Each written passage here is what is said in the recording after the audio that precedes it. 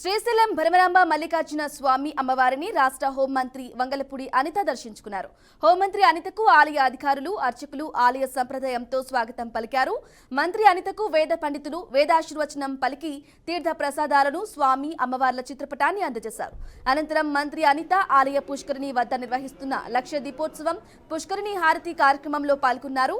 లక్ష దీపోత్సవంలో హోంమంత్రితో పాటు నంద్యాల జిల్లా ఆదిరాజ్ సింగ్ రాణా అధికారులు భక్తులు పాల్గొని కార్తీక దీపాలు వెలిగించారు.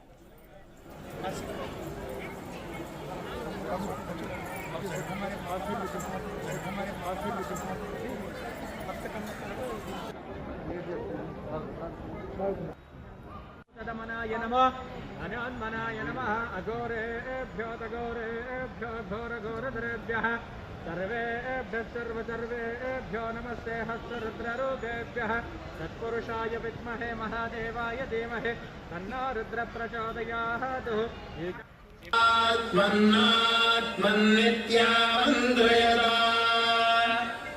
గ్రహదోషాలు నివారించబడతాయి.